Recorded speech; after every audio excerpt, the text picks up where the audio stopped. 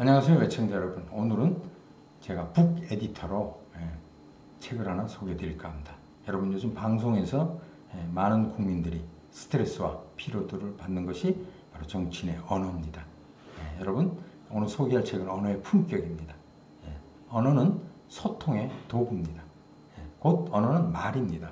여러분, 말 한마디로 천냥빚을 갚기도 합니다. 말이 씨가 되기도 하고요. 또 발 없는 말이 천리를 갑니다. 여러분, 침묵은 금이다라고 했고, 침묵을 말보다 좋은 운변이라고 했습니다. 특히 요즘 젊은 세대 SNS 시대, 앱의 시대에 있어서는 사색하지 않고 검색만 하는 시대입니다. 여러분, 검색만 해서는 안 됩니다. 그러나 사색하기 위해 검색한다. 사색만 해서도 안 되고 검색만 해서도 안 되는 그런 시대입니다. 자, 여러분의 언어의 품격 책은 이 책입니다. 제가 매월 한 권씩 15년째 약 150권의 책을 보내준 여인이 한 달 전에 보내준 책입니다. 그래서 언어가 중요성 때문에 제가 첫 번째 소개해드리는 책입니다. 저자는 정병태 박사입니다. 바로 소통과 리더십과 이런 부분에 한 20여 권의 책을 했고요. 대학에서 강의를 하는 분입니다. 첫 번째 주제를 소개해드리면 인생을 망치지 않으려면 자신이 말에 신경을 써야 된다. 여러분, 말 한마디로 패가하는 거 요즘 너무나 언론에서 많이 보고 있습니다. 특히 요즘 SNS 시대에, 그죠? 섹스피어입니다. 말이 입힌 상처는 칼이 입힌 상처보다 깊다. 이건 모로코 속담. 너무나 와닿는 이야기입니다. 자, 첫 번째 주제입니다. 소리 이전에 먼저 사람이 되어라. 첫 번째 나오는 주제입니다. 여기 보니까 명창 안숙선 선생께서는 평창올림픽 헌정곡인 평창 홍보가를 불러서 많은 사람에게 큰 감명을 주었습니다. 그죠? 그래서 안숙현 명창 선생은 이렇게 했어요. 명창이란 단순히 노래만 잘하는 사람이 아니라 그 인격이 더 중요하다고 말했습니다. 한마디 언어로 타인의 생각, 감정, 행동을 변화시키는 힘을 우리가 언품, 언어의 품격이라고 한다. 그래서 말은 형이상학적 결과이고 언어는 내면적 참인격이다. 내면적 참인격이다. 따라서 깊은 곳의 성품이 바뀌어야 언어가 바뀌는 것이다. 좋은 성품에서 고운 언어가 나오기 때문이다. 우리 안숙현 명창께서 선생님께서 하신 얘기가 맞습니다. 인격이 갖췄을 때 부르는 노래가 진정으로 내면의 소리고 언어라는 얘기입니다. 좋은 얘기입니다. 자, 이런 얘기 있습니다. 우리의 혀는 세치면 약 10cm입니다. 10cm 밖에 되지 않고 무게는 약 57g이라고 합니다. 그런데 이런 세치혀가 우리의 운명을 좌우한다. 너무나 요즘 우리가 뉴스에서 많이 보고 있는 이야기입니다. 자, 볼까요? 언어의 습관에 대한 이야기를 제가 보겠습니다. 언어의 습관. 자, 퀴즈 하나 내겠습니다. 문제. 땡땡만은 아끼지 말아야 한다. 땡땡 안에 들어가는 게 뭘까요? 한 푼의 비용도 들어가지 않는 이야기입니다. 그리고 인색합니다. 그럼 아시겠죠? 여러분, 칭찬만은 아끼지 말아야 합니다. 여러분, 칭찬에 인색하지 마세요. 특히 우리 한국의 남자들은 칭찬에 인색합니다. 여러분, 칭찬은 너무나 유명하죠. 뭐 고래도 춤추게 한다라고 하기도 하고요. 칭찬은 그 즉시 바로 구체적으로 이야기해야 됩니다. 여러분, 칭찬하지 않는 내용을 칭찬했을 땐 역효과가 납니다. 그래서 중요하고요. 두 번째 질문입니다. 문제입니다. 이 세상에 가장 위력적인 감동적인 말은 무엇일까요? 여러분, 뭐라고 얘기합니다. 세 마디입니다. 첫째, 사랑합니다. 두 번째, 고맙습니다. 세 번째, 감사합니다. 여러분, 사랑합니다. 고맙습니다. 감사합니다. 저의 애청자가 되주셔서, 제 구독자가 되주셔서 감사합니다. 여러분, 가족들한테, 이웃한테 우리가 생활을 할 때 우리 사회가 밝아집니다. 다음에 볼까요? 자, 미안해 여보입니다. 그죠? 여러분, 미안해 여보. 이런 내용이 있습니다. 인간 생활의 모든 모순을 해결하고, 여기 보시면 인간에게 최고의 행복을 주는 감정을 사람들은 알고 있다. 이 감정을 바로 사랑이다. 바로 톨스토이가 이야기했습니다. 그래서 우리의 삶의 근본을 변화시키는 것은 바로 언어다. 80년간 금슬 좋은 부부로 결혼 생활을 지켜옴으로써 2005년도에 세계 가장 최장 행복한 결혼 생활 커플 기네스북에 올랐다고 합니다. 바로 이 주인공은 영국의 에로 스미스 부부입니다.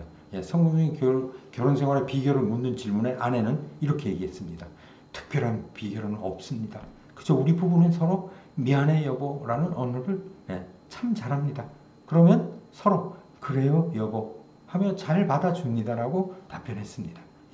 즉 여보 미안해 여보 그래 여보라는 그 짧은 말이 그들을 80년 동안 행복하게 만들었다고 합니다. 여러분 우리나라 남자들 가부장적인 남자는 어떻습니까? 여보 미안해 하면 뭐라고 얘기를 할까요? 응? 하던 대로 해. 여보 뭐 잘못한 게 있어? 꿀리는 게 있어? 찔리는 게 있어? 이렇게 얘기를 합니다. 우리는 앞으로 바꿔야 됩니다. 아셨죠? 미안해 여보. 저도 집에서 실행을 하도록 하겠습니다. 자, 말을 잘하는 수사 기술입니다. 뭘까요, 여러분? 수사학입니다. 숫자는 닦을 숫자, 사자는 말씀 사자입니다. 그래서 말을 잘하는 기술, 고전적 의미의 수사입니다. 현대는 어떨까요? 설득 기술입니다.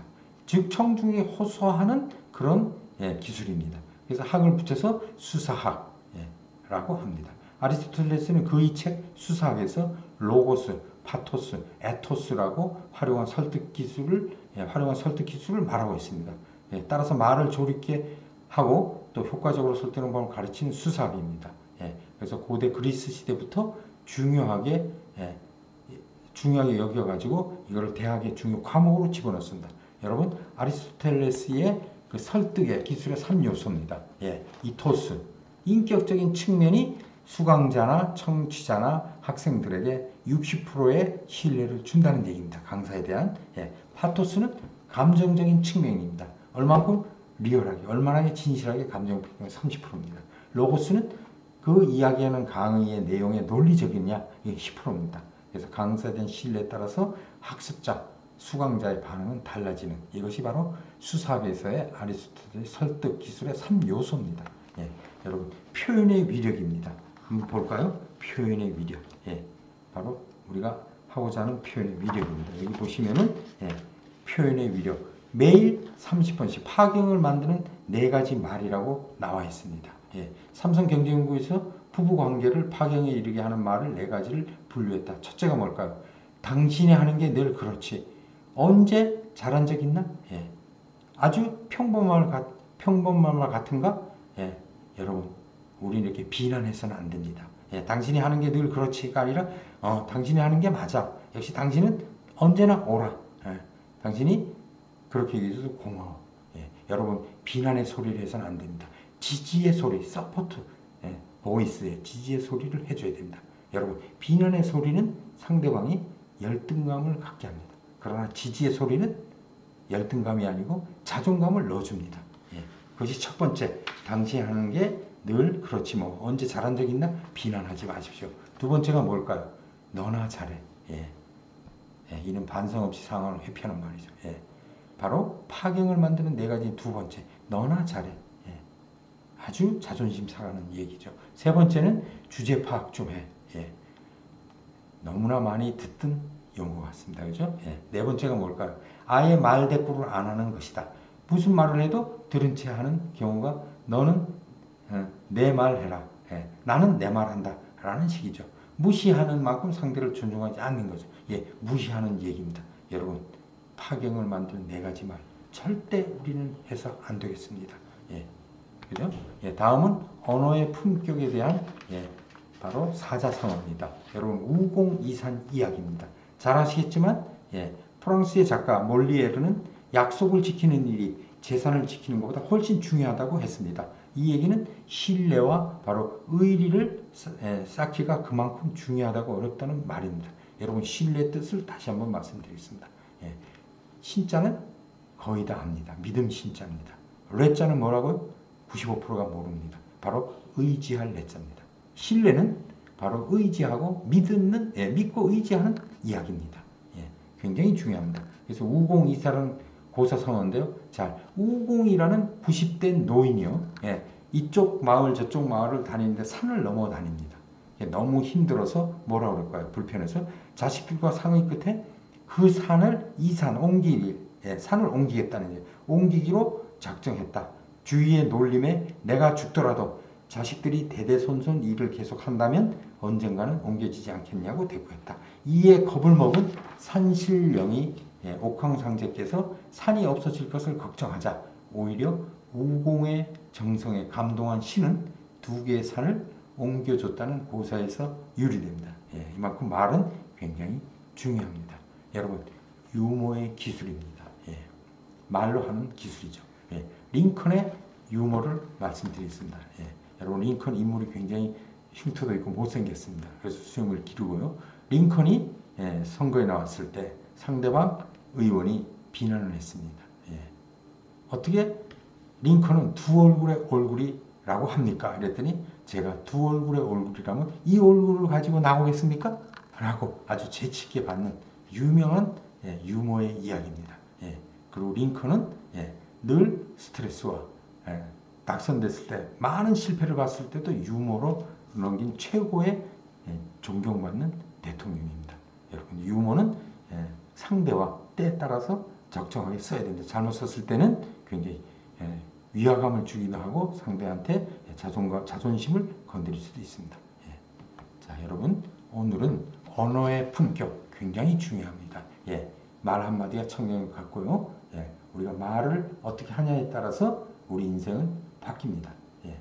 여러분, 감사합니다.